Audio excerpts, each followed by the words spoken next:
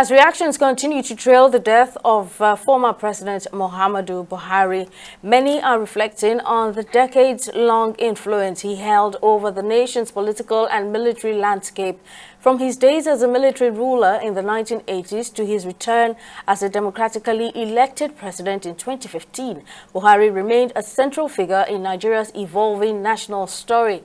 His passing has sparked nationwide reflection on his legacy and the chapters of history he helped shape. Victoria Konde completes this report.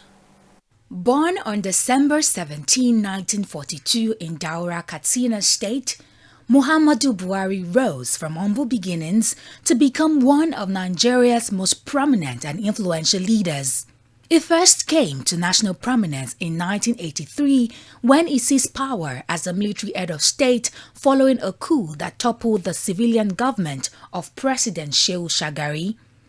His regime, though short-lived, was marked by a strict anti-corruption stance and a reputation for discipline, policies that earned him both praise and criticism. If you look at it, when Buhari came on board in 31st of December 1983, after that coup, whereby he started his administration in 1984. One of the pivotal of his administration at that period was the fact that they came up with what was called war against indiscipline, because they believed that there were a lot of corruption during the civilian regime of the Second Republic.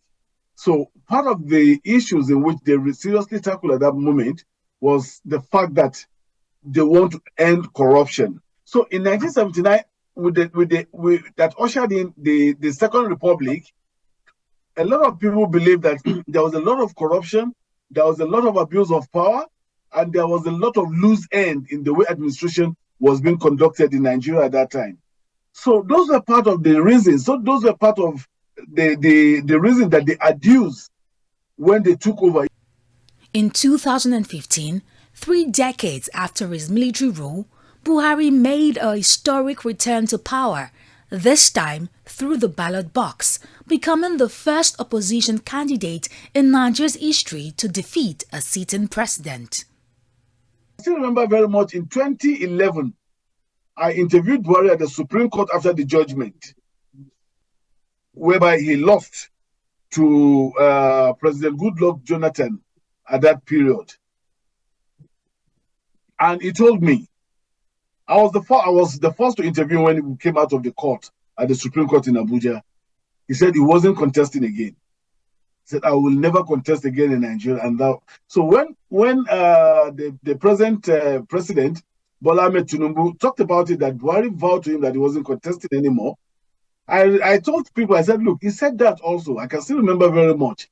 So in 2015, as a result of the coalition that later formed to become APC, and they won, and he became the president. Buhari was re-elected in 2019, serving 2 consecutive terms, marked by both notable achievements and widespread challenges, including economic downturns, rising insecurity, and public outcry over governance issues.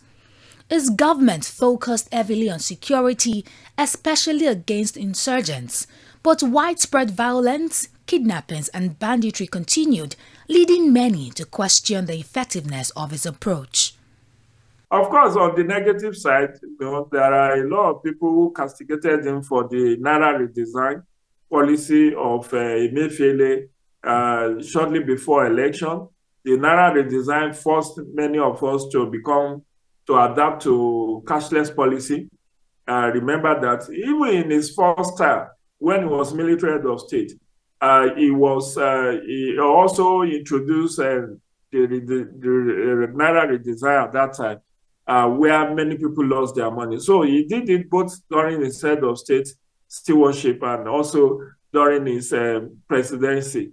One of the challenges that the Buhari administration had at that period was the fact that if Buhari gives an instruction for things to be done, it doesn't follow up.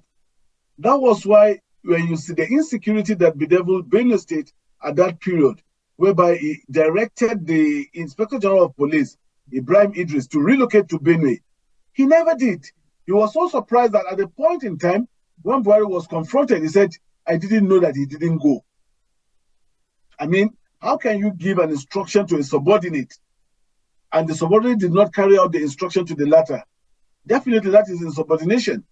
So, and those were part of the issues that some of the cabals that worked with Buhari created. Buhari's time in office is marked by pivotal moments that expose deep tensions in governance, the economy and Nigerian populace, particularly the youth. Few episodes which capture this more clearly includes the EndSARS protests, the Twitter ban, the transition of Nigerian National Petroleum Corporation (NNPC) into a limited liability company, and the controversial Naira redesign policy. These moments form a critical part of Buhari's legacy, a presidency defined by ambitious reforms and controversial crackdowns.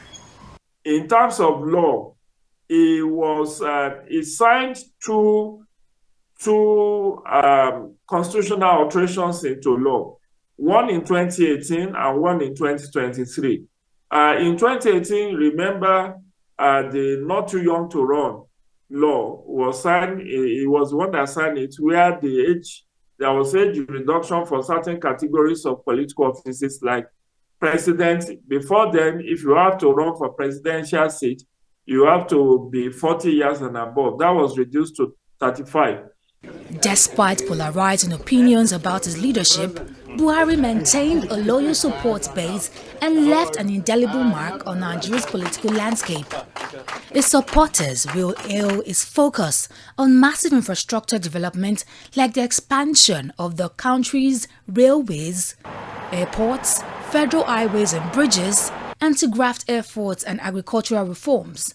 But his critics will point to concerns about human rights and national unity.